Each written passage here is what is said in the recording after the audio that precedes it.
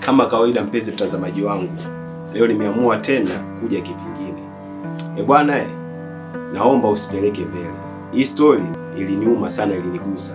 Ndio maana nikaona wacha nijaribu kushare na nyinyi marafiki zangu. Tunamuona mwanadada mmoja kwa jina la haraka, mimi naomba tumpachike leo kwa jina la Rebeka. Historia yake fupi tu. Rebeka alibahatika kuolewa na mzungu. Rebeka alibahatika kuzaa mtoto wa kiume akiwa anaitwa Ryan na yule mzungu. Umri wa yule mtoto wa Rebeka tumpe miaka haraka ni kama miaka 6, miaka 7. Rebeka alibahatika kuishi na sister yake. Huyo dada yake tunaweza tukampa jina la Anna. Baada ya miaka nenda miaka rudi, bahati mbaya Rebeka mume wake yule wa kizungu aliaga dunia. Lakini kwa sababu alikuwa amezaa naye na mume wake wa ndoa, Rebeka alibahatika kupata mali. Rebeka hapa mjini aliachiwa nyumba ya ghorofa 4 ikiwa yote imejaa wapangaji. Akaachiwa na nyumba nyingine ya ghorofa 2 ikiwa imejaa wapangaji, na alikuwa na nyumba karibu na ufuoni yake yeye mwenyewe Rebeka. Yaani nyumba ya kifahari na gari ya kutembelea. Kwa kifupi, yani kwa maisha yale anaoishi Rebeka baada ya mume wake kufariki, yalikuwa si maisha ya mateso, ni maisha ya starehe. Rebeka alikuwa ana tabia ya kila siku jioni kutoka kwenda klabu, kujoin na marafiki zake kupata 2-3. Yaani toka mzungu wake afe, hiyo ndio ilikuwa system yake ya maisha. Siku moja jioni Rebeka akiwa amekaa klabu pamoja na marafiki zake, kidogo akatokea jamaa mmoja. Kwa haraka ukimwangalia yule jamaa naye ni ameshiba pesa. Huyu jamaa wacha tumpe jina la haraka, nitamuita George. George ataenda mpaka karibu ya ile meza ya kina Rebeka, ataagiza vinywaji vya gari. Ataletewa, ataanza kunywa taratibu. Na kina Rebeka na marafiki zake kama kawaida pale kwenye ile meza yao wamechafua meza, wanakunywa taratibu. Hiyo ikawa ndio system ya Rebeka. Kila siku anaenda club na marafiki zake wanakunywa. Marafiki zake ni wa kike. Na George naye system yake ikawa hiyo. Kila siku anaenda hiyo club na ile meza ya kando kwa kina Rebeka, naye anachukua kinywaji anakunywa, ingawa yeye ana rafiki yoyote mwingine. Hiyo system iliendelea kwa muda mchache, mwezi wa kwanza, mwezi wa pili, mwezi wa 3. Siku moja George akiwa pale klabu na kina Rebeka akiwa pale kando, George ameagiza vinywaji vya gari kama kawaida yake, akafunguliwa chupa moja, zingine zikabakia pale. Kitambo akitaka kuanza kunywa tu kidogo simu ikapigwa. Akaonekana George ni mtu ameshtuka kutokana na ile simu. Wakina Rebeka wakageuka wakamwangalia, kwamba huyu boy vipi tena? Kidogo yule George akakata ile simu, akaangalia wakina Rebeka, akaenda mpaka kwenye meza kina Rebeka akamwambia, "Poleni dada zangu, nimepigwa simu emergency na nimeagiza hivi vinywaji, kama unaona vingine havijafunguliwa na nilishavilipia. Kitu ninachoomba tu kama hamtajali hivi vinywaji vije hapo kwenu muendelee kunywa, maana kwa hasara." Okay, wakina Rebeka wakasema haina shida. Basi waiter akaitwa, ikabeba vile vinywaji wakaikiwa kina Rebeka, wakaendelea kunywa. George akaondoka. Sasa kumbe kwa ule wakati alikuwa ameteka akili za kina Rebeka. Wakaanza kumweka akilini, wakaanza kufikiria huyu jamaa ni nani? Kwa nini ana rafiki? Akija anakuja peke yake. Wakawa na hamu sana siku inayofuata wamuone pale club, ndio ile wamoji maswali. Lakini bahati mbaya bahati nzuri George hakuwahi kutokea. Siku ya kwanza hakutokea, siku ya pili hakutokea, siku ya 3 hakutokea, mpaka zilivyoisha mwezi kidogo George akatokea club, ingawa wakina Rebeka na marafiki zake walikuwa wametangulia hapo club. Amini usiamini, George alivyoingia tu kwenye ile geti, wa kwanza kumuona Rebeka akasema friend, watu wote kageuka akamwangalia yeye, mpaka George akashangaa, kwani washaingia box yangu? Tayari wale wakatoka wale Rebeka na marafiki zake wakamuhagi George, wakamkaribisha kwa furaha. Okay, George naye akawachangamkia. Rebeka akamwambia, leo hakuna kukaa peke yako, njoo tukae kwenye meza ya wote. Wakanywa ile siku. Walipomaliza ile siku kunywa, George akaingia mfukoni. George ndo alilipa bili yote yote. Ikawa system ndio hiyo, kila mara wanakutana pale klabu wanakunywa, lakini George yeye anaambia msilipe, yeye ndo analipa. System hiyo. Kumbe Rebecca naye alikuwa ameanza kumtamani George kimapenzi bila George kujua.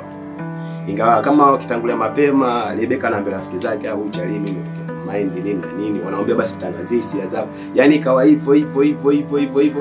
Lakini siku fulani iliyofuata, kama kawaida yao pale klabu, Rebecca akasimama akawaambia anawaalika birthday yake yeye na anawaalika nyumbani kwake. Akamgeukia George, natamani George uwe mgeni mheshimiwa hapo nyumbani. George alisema hamna shida. George akashangilia kama kawaida. Siku iliyofuata wakaenda paka nyumbani kwa kina Rebecca. Ukawa kuna birthday ya nguvu. George alibeba zawadi, watu walibeba zawadi, wakakata keki kama kawaida yao ya ulevi, wakanywa wakalewa. Lakini kuamka asubuhi kutokana na ile sherehe nini na nini, George alijipata yuko kitandani kwa Rebecca.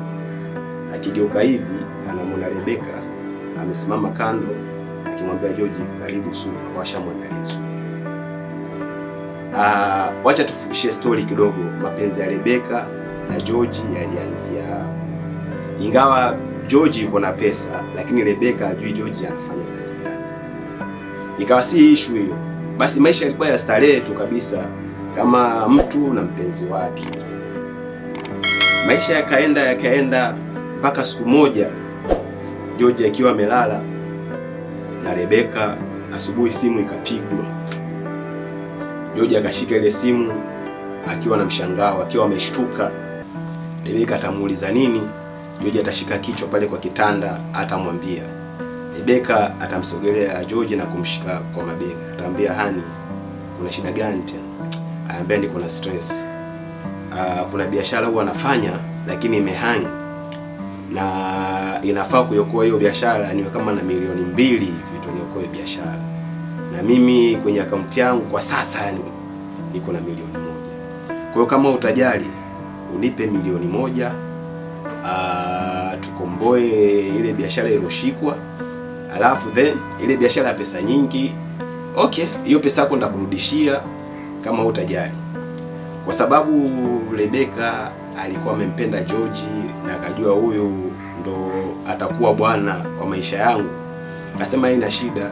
Kama kawaida Rebecca akaingia mfukoni, akamkabidhi George milioni 1. Amini usiamini, George akaondoka.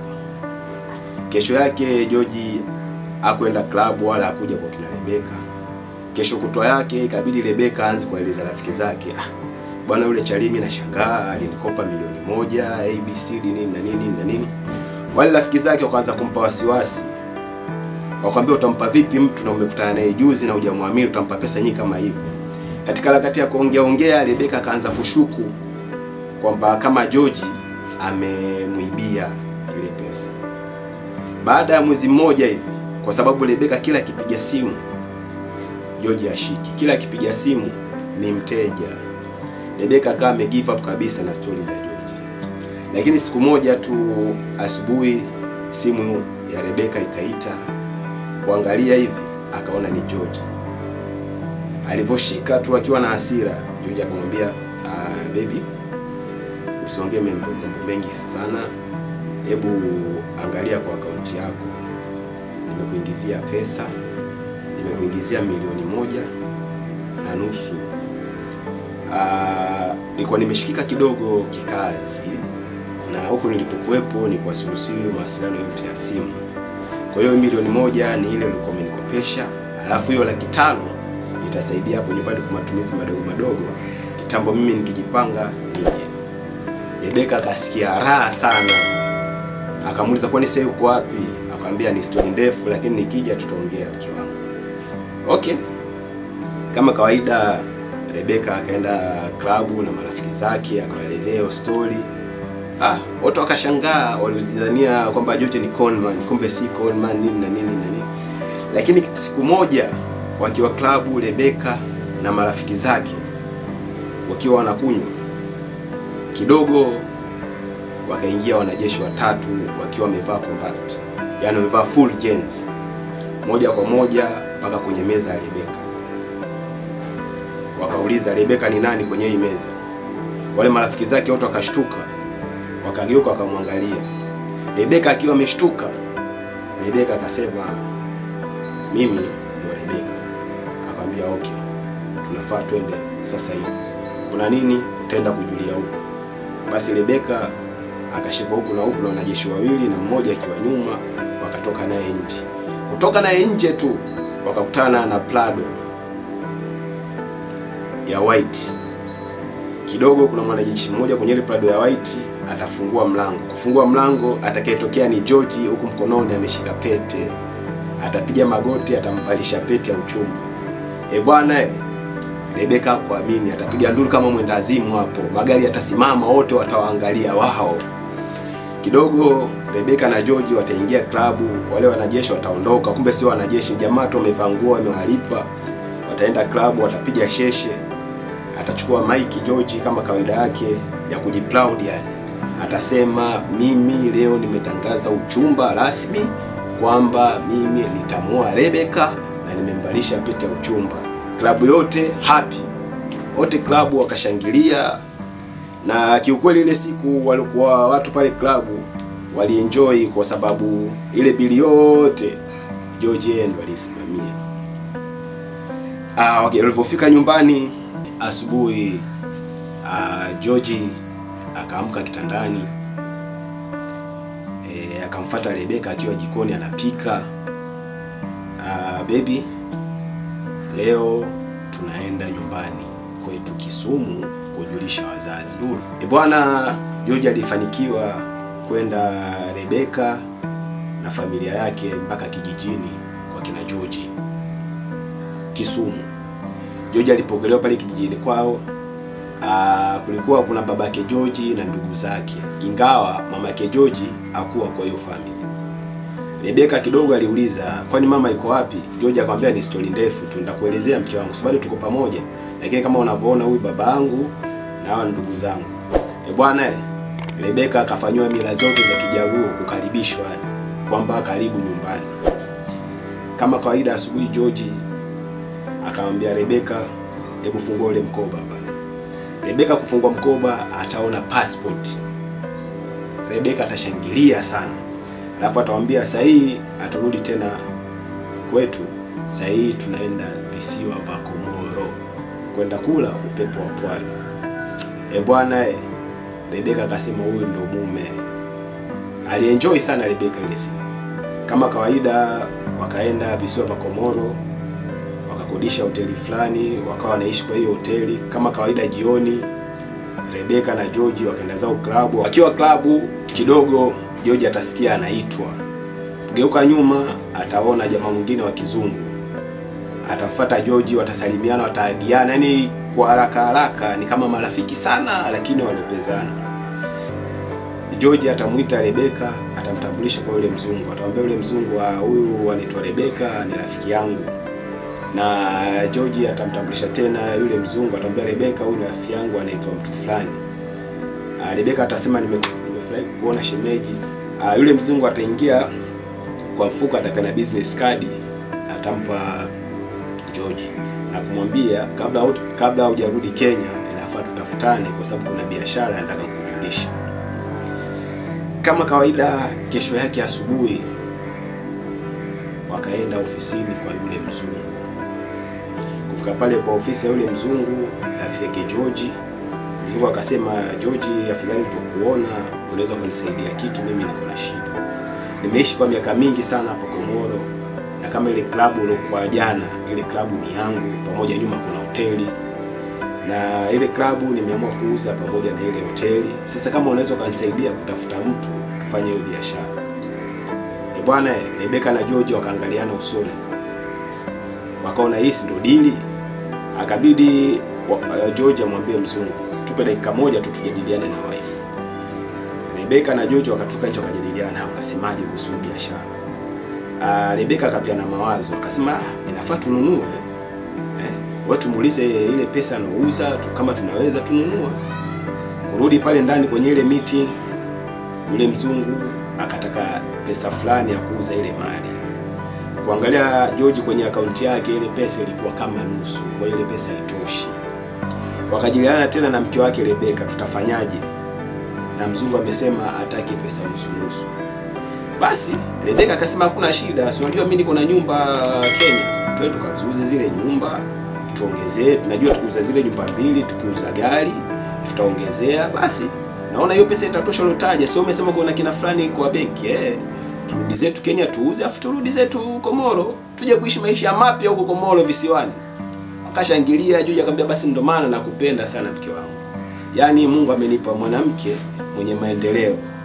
Basi wakapanga wakarudi Kenya kama familia nzima kuja kufanya mchakato wa kuuza ile mali ya Rebeka. Bwana,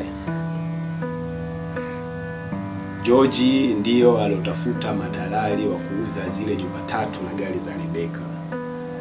Acha nikushangaze, kitu cha zaidi milioni 60, lakini madalali wa Joji waliuza ndani ya wiki 2.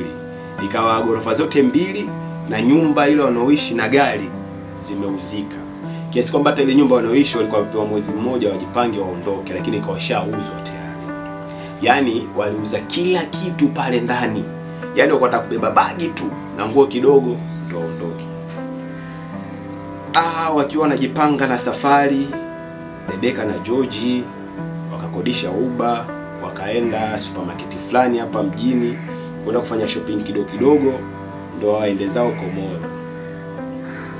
Bwana, wakiwa pale wanachagua pale supermarket vitu muhimu kidogo, simu ya Joji ikaita. Joji akamfuata Rebeka, akamwambia baby, acha nipokee simu huko nje, alafu endelea kuchagua kitabu nikijipanga. Okay, Joji akatoka nje, Rebeka akaendelea kuchagua. Alipomaliza kuchagua, Rebeka hawezi kulipa bill ya zile vitu kwa sababu Joji ndio alikuwa na pesa zote yeye. Sijui umenipata mpaka hapo mpenzi mtazamaji. Yaani ile biashara zote zilizofanyika Joji alikabidhiwa zile pesa, ikawa hata pesa yoyote Rebeka anataka mpaka Joji apeane. Baada ya muda kwenda, Rebeka akatoa simu pale supermarket, ndio akimpigia Joji aje kulipa ndio ile aondoke. Bwana, Joji akawa mteja. Rebeka akashtuka mbaya sana. Akiendelea kupiga tena akawa mteja. Siku nzima ilivyoisha hapo supermarket, Rebeka akaanza kuchanganyikiwa. Akatoka pale supermarket bila kuchukua zile vitu kwa sababu hana pesa. Akaenda moja kwa moja mpaka nyumbani. Akamuelezea ana kile kitendo kilichotokea pale kuhusu shemeji yake Joji. Rebeka akapiga simu kwa marafiki zake, wakaja wale wao wanakunywa pamoja. Akawaelezea historia ya Joji, lakini marafiki zake wakamfariji. Wakamwambia Joji ana tabia ya kushtukiza. Inakanda kufanya kama ile, wewe umpe wiki 1 wiki 2. Lakini Joji jinsi anavyokupenda, hawezi akakufanyia unyama kama huo. Baada ya wiki kuisha, mwezi kuisha, Rebeka ile nyumba walikuwa wanaishi wakatimuliwa kwa sababu muda wa kuishi umeisha. Rebeka akachanganyikiwa, akaenda kupeana ripoti polisi. Wakaanza kumtafuta Joji. Moja kwa moja wakaenda mpaka kwa Kisumu. Kufika pale Kisumu, kumbe ile nyumba ilikuwa ni setup. Ile nyumba mwenyewe anaishi Ulaya. Akawa amemwacha kiateka ndio analinda. Yeye na familia yake wakienda Ulaya. Kiateka ile story alipatia mangoni kwamba kuna mtu atakodisha nyumba kwa wiki 2. Kiateka kala chake akakaa kando. Kwa hiyo ajua kina Joji kina nani wala nani, yeye alijua alikodisha, amepata hizo amna. Basi ikawa sasa polisi pale wanao kukosa ushahidi. Wakatoka wakaenda mpaka Komoro polisi kufuatilia upelelezi, yani kufuatilia iko Kisanga Choki. Na ile ofisi huyu Rebeka anayejua ofisi hakuna kitu kama hicho. Yani kwa kifupi Joji alikuwa ni conman international. Hii process yote Joji alikuwa anamuingiza Rebeka kwenye boxi ndio ile amfilisishe. Bwana, town kuna maconman international. Yani ujamaa alikuwa yuko tayari kutumia karibia milioni 1, lakini atengeneze karibia milioni 100 na Joji ametoka na faida. Joji ni conman, amemkoni Rebeka. Bwana, hii story mimi niuma, ndio maana nikaamua kushare na wewe. Usisahau kusubscribe hapo chini, kulike na kushare. Ni wako mtangazaji Waira Mzungu.